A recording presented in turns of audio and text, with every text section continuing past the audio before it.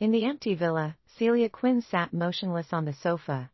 It wasn't until much later that the villa's front door swung open, and Lucas Shaw stepped inside.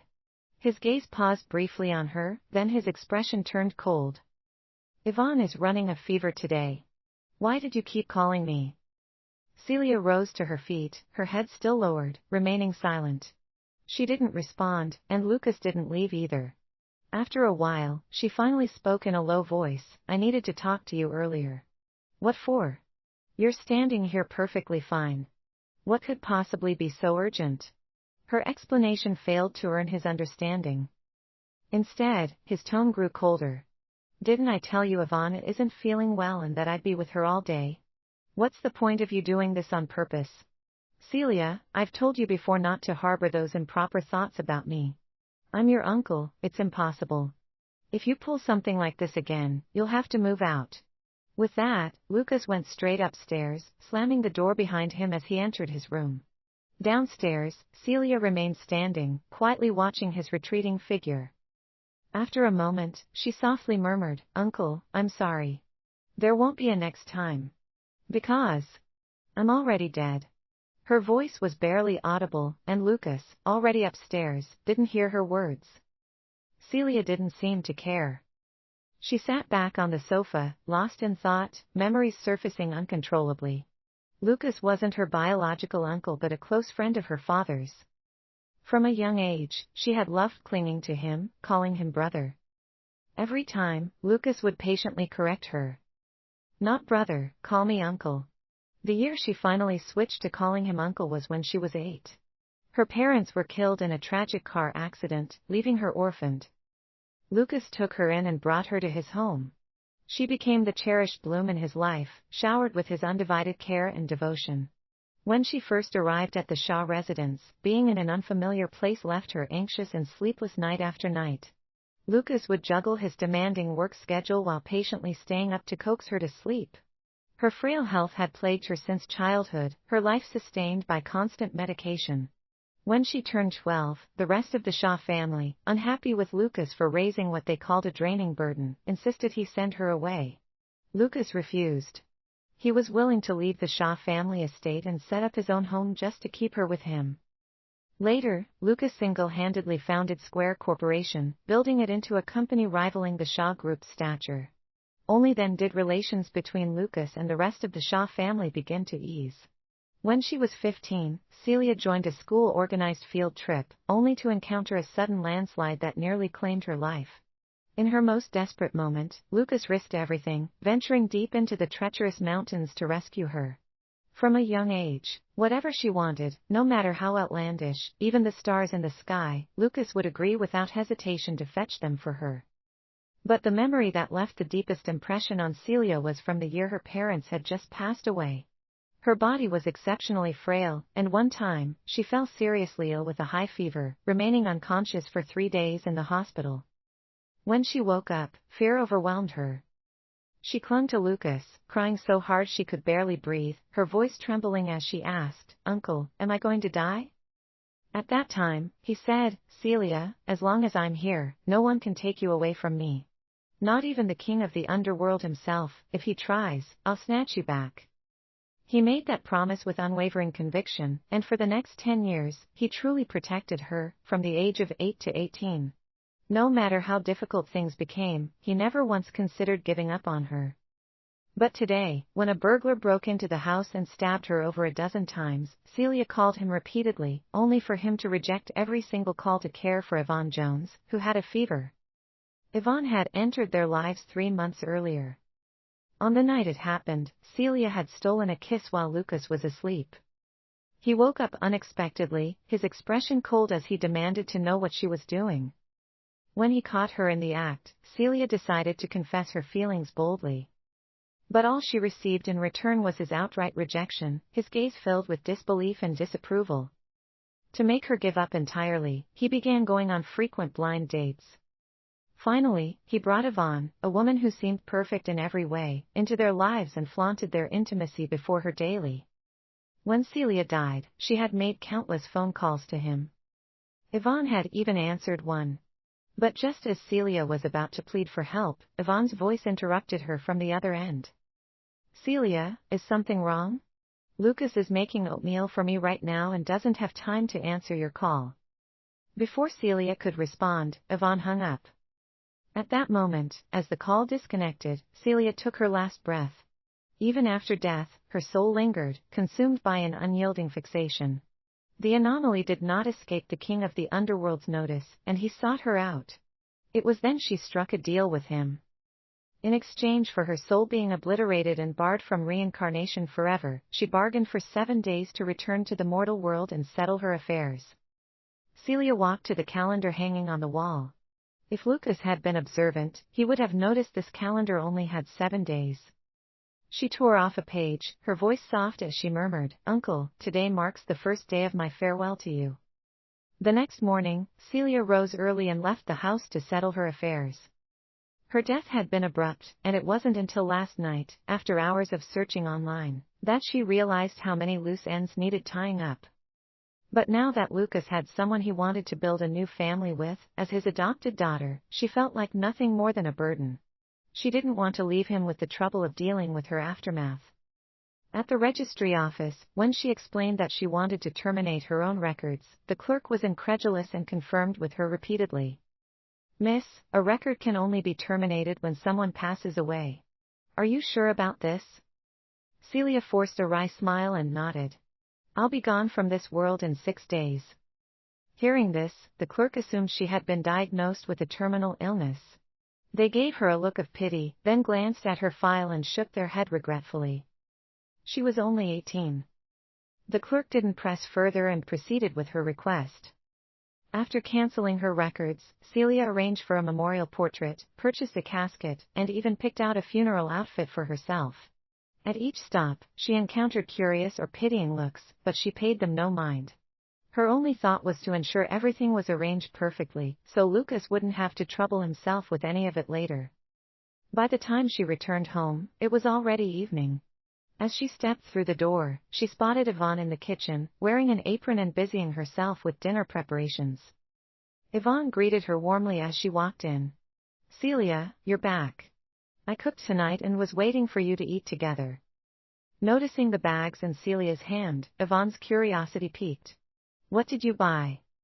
Celia shook her head without answering and headed upstairs to put her things away. Once everything was stored, she came back down and joined Yvonne in the kitchen. "Let me help you." The two worked together in the kitchen for a while, chatting pleasantly. When Lucas returned, the villa was peaceful. There were no arguments or tense silences, only a surprisingly harmonious atmosphere. Seeing this, Lucas couldn't hide his astonishment. He knew Celia's feelings for him all too well, her emotions were always written plainly on her face. In the past, she would never have gotten along with Yvonne so amicably. Now, dinner was ready, and the three of them sat down at the dining table. They began their meal together in an unexpectedly calm and cordial manner. During dinner, Yvonne remained exceptionally warm and attentive, frequently adding food to Celia's plate. "Celia, try this shrimp. It's especially tender. I made it just for you." As her plate piled high with food, Celia hesitated. Though she now had a physical form, she was, after all, no longer among the living. When she struck her deal with the king of the underworld, he explicitly told her that during these 7 days, while she could remain in the mortal world, she was forbidden from consuming human food. Her hesitation was obvious, and she continued to avoid eating the dishes Yvonne served her.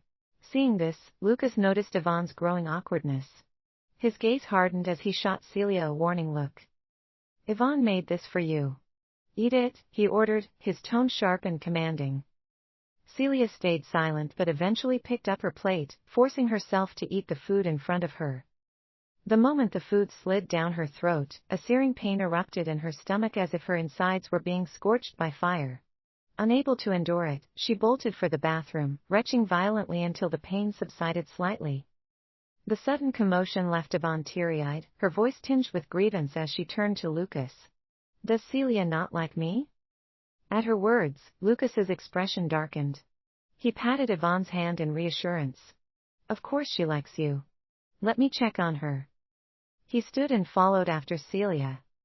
In the bathroom, Celia leaned against the sink, the pain in her stomach gradually easing. She glanced at her pale reflection in the mirror and exhaled softly. It seemed her condition wouldn't allow this after all. Perhaps she should find an excuse to leave the table soon. With that thought, she turned and opened the bathroom door, only to find Lucas standing outside, his expression stormy. Celia froze, assuming he was there out of concern. Gathering herself, she spoke up. "Uncle, I'm not feeling well. You should go back and finish dinner. I'll just head upstairs to rest." She expected him to return to Yvonne after her explanation. Instead, his face darkened further, and when he finally spoke, his words left her stunned. "When I saw you and Yvonne getting along earlier, I thought you'd finally learn to behave. But it turns out you're still up to your old tricks, throwing tantrums just to embarrass her." "Uncle, I wasn't." Her face grew even paler, a sharp ache spreading through her chest. She forced a faint smile, trying to explain herself, but he coldly interrupted her before she could finish. "I don't care what your excuse is. You'll go back and finish that meal." Without another word, Lucas grabbed Celia's arm and dragged her back to the dining table, firmly seating her in a chair before returning to Yvonne's side. Celia glanced up at him, watching as he tenderly soothed Yvonne. When he noticed her gaze, he turned to glare at her, a silent warning in his eyes. Swallowing her bitterness, Celia picked up her plate and, despite the searing pain in her stomach, forced herself to eat every bite. Tears fell silently onto her plate as she lowered her head. Each mouthful felt like swallowing fire, the burning sensation crawling down her throat and mingling with the salty sting of her tears. She couldn't tell which hurt more, her stomach or her heart. The meal dragged on in strained silence, with Celia enduring her agony while Lucas and Yvonne shared their intimate exchanges. Finally, it was over. Just as Celia set down her utensils, the sound of a car pulling up outside broke the tension. "That must be my things arriving," Yvonne exclaimed with a bright smile as she rushed toward the door. Lucas turned to Celia, his tone flat but firm. "From now on, Yvonne will be living here with us." He watched her closely as if expecting an outburst or a refusal. His expression seemed to say he wouldn't tolerate any objection. But Celia, who had already cried herself dry earlier, had long since calmed herself down. She nodded calmly. "I understand." Her composed reaction took Lucas by surprise, leaving him unsettled.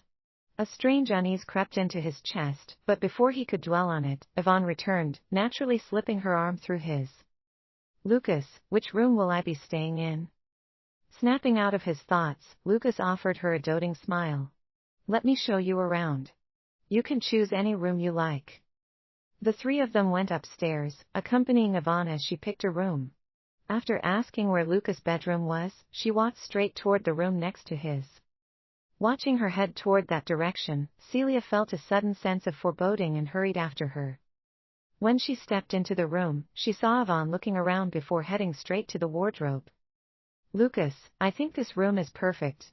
"I'll take it," Yvonne announced, her hand reaching for the wardrobe door. Panicked, Celia rushed forward, blocking her movement before she could open it. "No. This is my room. I won't allow it." Seeing Celia's intense reaction, Lucas frowned instinctively and scolded her. "What's with this reckless behavior? If Yvonne likes this room, just let her have it. I'll have the staff clean out another room for you." But no matter what he said, Celia stayed put, her back pressed firmly against the wardrobe, refusing to give in.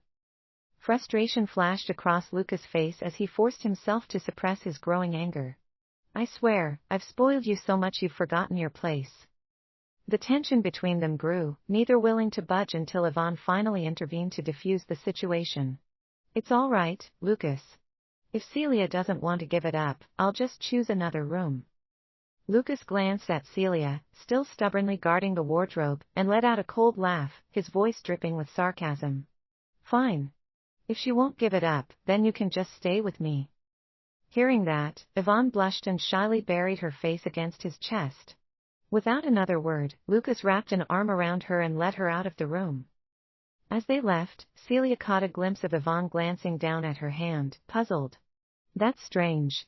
There's blood on my hand, but I don't think I'm hurt."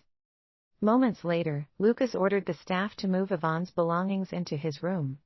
The house buzzed with activity as staff members carried luggage back and forth, but Celia paid no attention. Her hands trembled as she quickly shut the wardrobe door again. Only Celia knew where the blood on Yvonne's hand had come from. It was from the wardrobe. Inside the wardrobe was her own lifeless body. Celia locked the door to her room and pulled out a roll of duct tape, securing the wardrobe tightly shut. The king of the underworld had warned her, if her body was discovered before her 7 days were up, she would vanish prematurely. Once everything was sealed, she let out a shaky breath and went to the living room to pour herself a glass of water. On her way back, she passed Lucas' room. Through the slightly ajar door, she glimpsed Lucas and Yvonne locked in a passionate kiss. She froze for a moment, her grip tightening around the glass. Closing her eyes, she turned away, unwilling to look any longer. Walking straight to the calendar on the wall, she tore off another page of the countdown. The next morning, Celia woke up early and headed to the dining room, only to notice someone already in the kitchen. It was Lucas, wearing an apron as he prepared breakfast, with Yvonne wrapped around him from behind. He didn't push her away. Instead, he would glance back at her occasionally, his expression soft with affection, even smiling indulgently.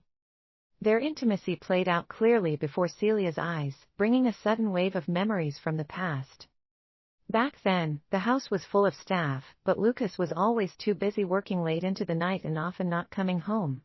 The staff, seeing her as just a helpless child, took advantage of the situation by neglecting their duties, sometimes even withholding her meals. When Lucas discovered their behavior, he fired every single one of them. Determined to care for her himself, he learned to cook and handled every meal for her, 3 times a day with no detail overlooked. But now, she couldn't let herself love him anymore. If Yvonne was the one who could bring him happiness, then all she could do was offer them her blessing. Celia quietly shifted her gaze away, walking once again to the calendar without realizing it. Yvonne, at some point, had stepped out of the kitchen and noticed the calendar. Her curiosity was piqued, and she suddenly asked, "What's with this countdown calendar? Why does it only have a few pages?" Hearing her question, Lucas instinctively looked over, his attention also landing on the calendar. Seeing both of them focused on it, Celia paused and came up with a quick excuse. "I saw it while out with a friend the other day. I thought it was interesting, so I bought it." It was a weak explanation, but Lucas didn't press further and instead changed the topic. "I'm taking Yvonne out for a date today." His words were blunt as if gauging her reaction.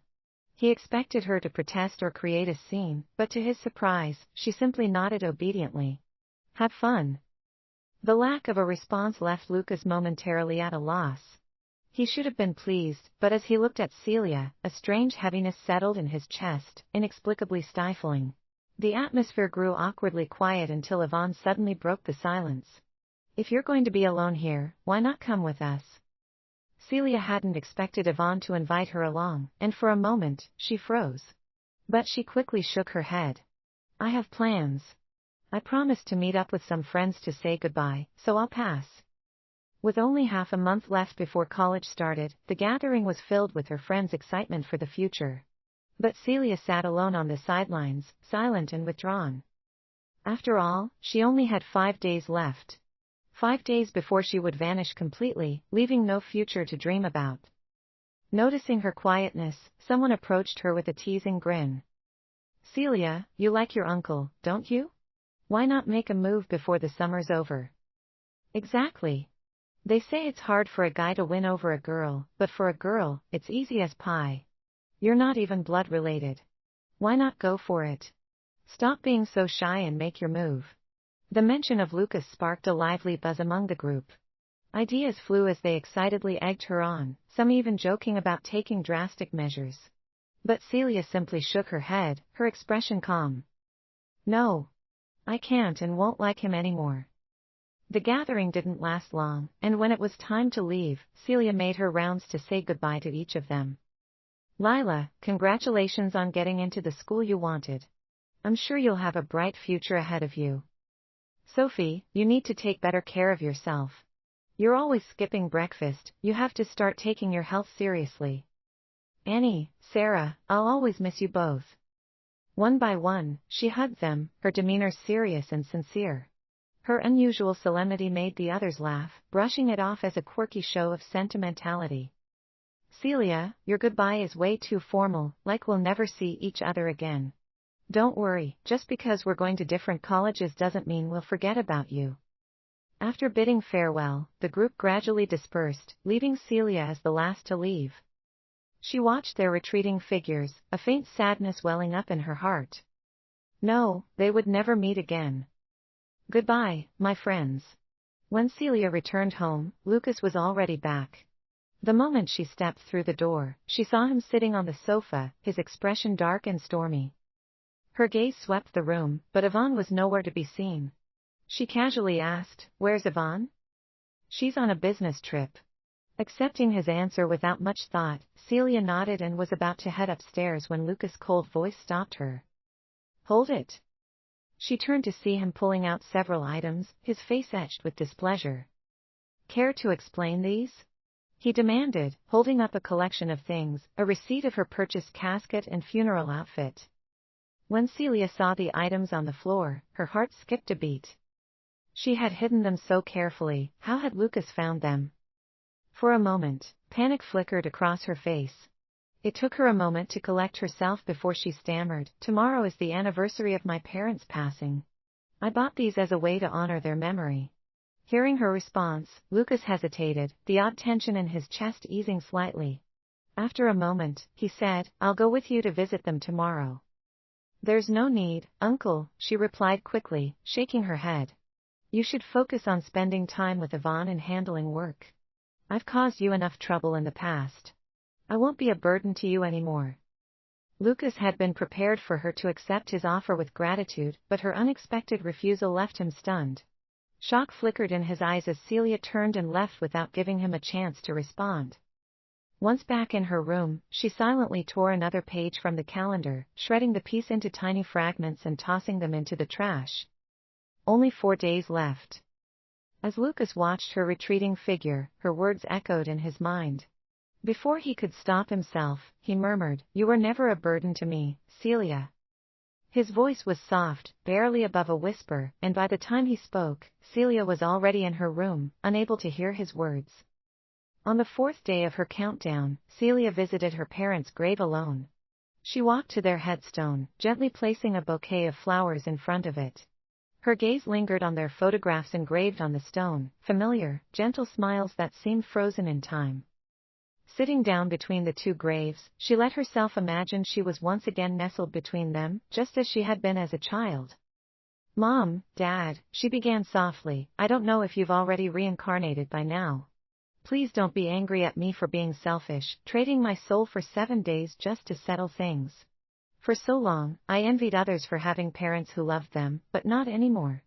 I had Uncle Lucas. He cared for me, protected me, and gave me all the love in the world. And I fell in love with him, despite everything. But now, I see that my existence has only ever been a burden to him. He'll have a new family someday, and I'll always be the outsider. From the beginning to the end, I am destined to be alone. Life here. It's not so good. I've decided that I won't come back in my next life. I don't regret my choice, but it's a little sad. I never got to experience what it's like to truly be loved before I died." Celia stayed at the cemetery, talking to her parents for a long time. When she finally finished, she didn't leave immediately. Instead, she found the cemetery's caretaker. After some discussion, Celia made arrangements to purchase a burial plot beside her parents' graves. This way, she thought, when the time came, she'd have a place to belong, one close to them. After leaving the cemetery, Celia sold off her parents' inheritance and every gift Lucas had ever given her, converting it all into a significant sum of money. This money, she decided, would go back to Lucas as repayment for the 10 years he had spent raising her. Celia transferred all the funds into a single bank card and returned to the villa late that evening. Lucas wasn't home, which worked perfectly for her plan. Quietly, she slipped into his study, hiding the card in one of the desk drawers. Just as she was about to leave, her gaze fell on the disarray in the room, likely left behind from his rush to finish work. With a sigh, she decided to tidy up the space. She carefully organized the scattered documents, but as she worked, her hand accidentally tugged open one of the drawers. She was about to close it again when something inside caught her eye, freezing her in place. Inside the drawer was a thick stack of letters. Love letters. Celia's breath hitched as she stared at them in disbelief. Without thinking, she reached out and picked them up, a mix of curiosity and astonishment flooding her mind. Could Lucas have written these? Lucas. Writing love letters? To whom? Questions swirled chaotically in her head, tangling her thoughts. Lost in her confusion, she didn't hear the sound of footsteps until it was too late. Lucas had returned and now stood at the doorway. His sharp eyes immediately landed on the letters in her hands, and his expression shifted dramatically. What are you doing going through my things? He demanded, his voice cold and laced with a rare tremor of panic. Hearing Lucas' sharp question, Celia snapped back to reality. Noticing the love letters still in her hands, she quickly placed them back into the drawer and mumbled an explanation. I was just trying to tidy up for you. But her attempt to explain didn't soften his mood. Instead, his tone grew colder. Did you look at the contents? Celia froze, surprised that this was what he cared about most. Seeing his expression darken further, she quickly shook her head. No, I didn't read them. Her answer seemed to ease his tension slightly, but when he spoke again, his voice was still edged with irritation. Leave. And don't touch my things again without my permission. I'm sorry. I won't do it again, she murmured, lowering her head. Without another word, she turned and left the study. Back in her room, Celia lay on her bed, but her mind kept drifting back to the letters she had seen in the study. She couldn't recall ever hearing about Lucas being interested in someone. As far as she could remember, there had never been another woman in his life apart from herself and Yvonne. So, who were those letters for? Could they have been for her? The thought sent her mind spiraling until exhaustion finally pulled her into sleep. When she woke again, it was the middle of the night. A faint sound from the next room stirred her, and she realized Yvonne had returned. Instantly alert, Celia moved closer to her door. The proximity allowed her to hear their conversation clearly, especially since they hadn't shut their door. Yvonne's voice came first, brimming with delight. I was only gone for 2 days, and you wrote me so many love letters? Her excitement was palpable, and it was quickly followed by Lucas' response, warm and indulgent. His voice carried the same gentle tone he used to reserve for Celia in the past, back before she confessed her feelings to him. What? You don't like them? Yvonne laughed softly, planting a kiss on his cheek. I love them. You'll have to write me one every day from now on. As Yvonne's final, teasing words fell, the sound of muffled intimacy drifted from the next room, followed by the soft click of a closing door. Celia quickly stepped away from her own door, retreating back to her bed. Lying down, she shut her eyes, but her face had turned pale. For a brief moment, she couldn't help but find herself both pathetic and laughable. Celia Quinn, what are you even thinking? She whispered bitterly. When she had seen Lucas' panicked expression earlier, an absurd thought had flashed through her mind, that maybe, just maybe, those love letters were written for her. But now, after hearing his conversation with Yvonne, she knew just how ridiculous that idea had been. By the time the countdown reached 3 days, it was Yvonne's birthday. Lucas spared no expense, throwing an extravagant party in her honor. The guest list was long, filled with prominent figures, because this celebration wasn't just about Yvonne's birthday. During the evening, Lucas made another major announcement. In the near future, he and Yvonne would be hosting their engagement party. As the crowd swarmed forward with congratulations, Celia stood frozen for a moment, stunned. Did he truly care for Yvonne this much? In just 3 short months, he had already decided to marry her. She let out a bitter laugh, glancing down at the gift in her hands. What she had originally planned as a parting gift for Lucas had, unexpectedly, turned into a congratulatory present for his engagement. As the line of well-wishers thinned, Celia finally stepped forward, holding the small package out to him. She had resolved long ago to wish him happiness, no matter who he chose to be with. But now, standing here, forcing those words out felt far more painful than she had imagined. Uncle, she began, her voice low and strained, congratulations on your engagement. I hope you'll have a long and happy life together. Lucas accepted the gift from her, his expression unreadable. You can save your congratulations for the engagement party. Engagement party. But she wouldn't live to see that day. Celia lowered her head, silent and unresponsive. She neither explained nor argued, merely handed over the gift before walking away. Finding a quiet corner, she sat down alone. Lucas didn't pay much attention as she left. He remained by Yvonne's side, leading her through the crowd with a gentle smile. He patiently introduced her to every guest, offering their congratulations, his demeanor full of warmth and affection. Before long, after greeting everyone, Lucas and Yvonne disappeared from the crowd altogether. Celia lingered for a while longer before standing and quietly slipping out of the banquet hall. She had always disliked these crowded, noisy gatherings. In the past, Lucas would notice her discomfort and quietly lead her away halfway through. Now, that habit hadn't changed, but the person he chose to leave with had. The area outside the hall was spacious, and Celia recalled there being a garden pavilion nearby. She decided to take a walk there, seeking a moment of solitude. However, as she approached, she realized the pavilion wasn't empty. Drawing closer, she saw Lucas and Yvonne there, speaking softly. Lucas, Yvonne's voice carried a playful, almost childlike tone. When we get married, I want my own garden pavilion. Can I have one? Her words were met with Lucas's indulgent chuckle. Why wait until after we're married? I'll have it ready for you now. Really? Yvonne's eyes sparkled with delight, her cheeks flushing pink as she leaned in to kiss his cheek. But Lucas turned his head at the last moment, and her kiss landed unexpectedly on his lips. The accidental gesture deepened the flush on Yvonne's face, and she pulled back in a flustered attempt to recover. Before she could retreat, Lucas wrapped an arm around her waist, pulling her close to deepen the kiss.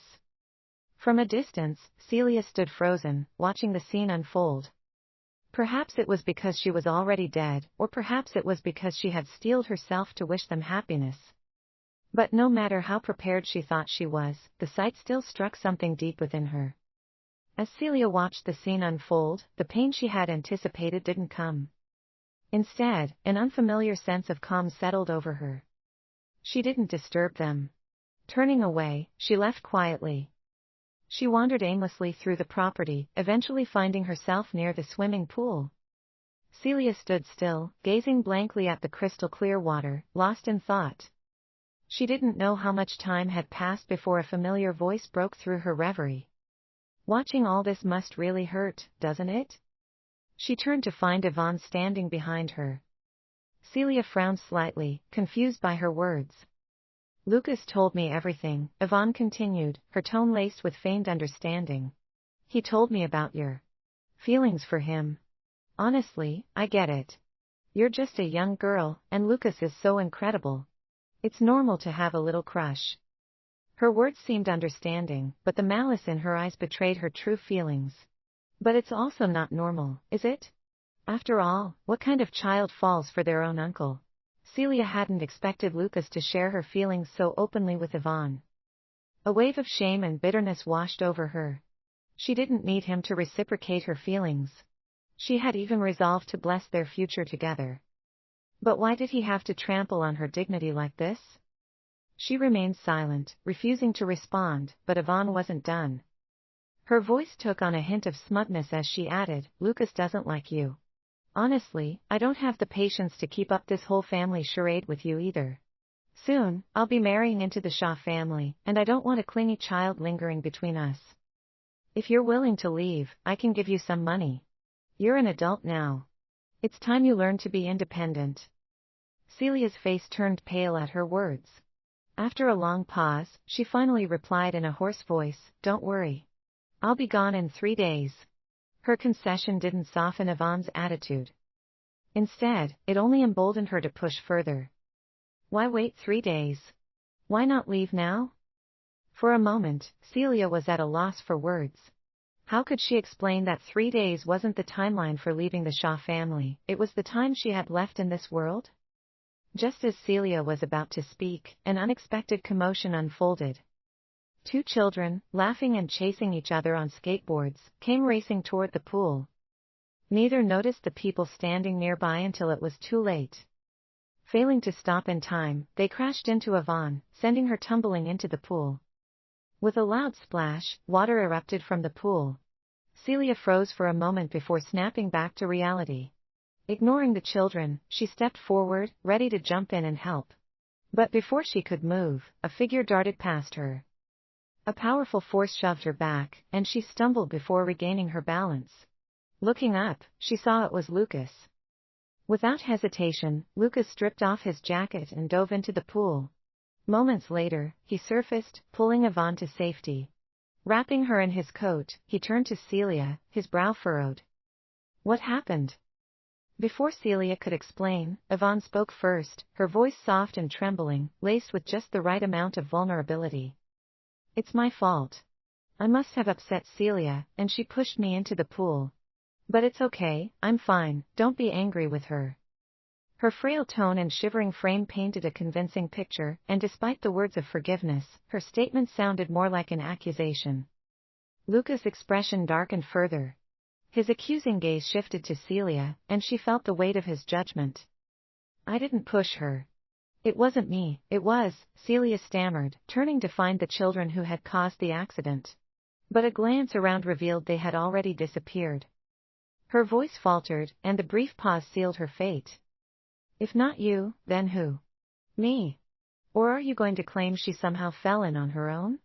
Lucas' voice was sharp, cutting. Celia Quinn, I thought you were just a little spoiled, but now I see you're completely out of line. You've got no shame at all. The words hit her like a thunderclap, echoing painfully in her mind. No shame. He knew, better than anyone, how much that phrase haunted her. After her parents' deaths, the cruel taunts from schoolmates, mocking her for being a shameful child without parents, had left scars. Back then, Lucas had been the one to stand up for her. And now, he was the one wielding those very words like a weapon against her. Her lips moved as if to say something, to defend herself, but no sound came out. Lucas didn't wait. He turned away, carrying Yvonne in his arms and leaving without a backward glance. With the host long gone, the party quickly lost its purpose.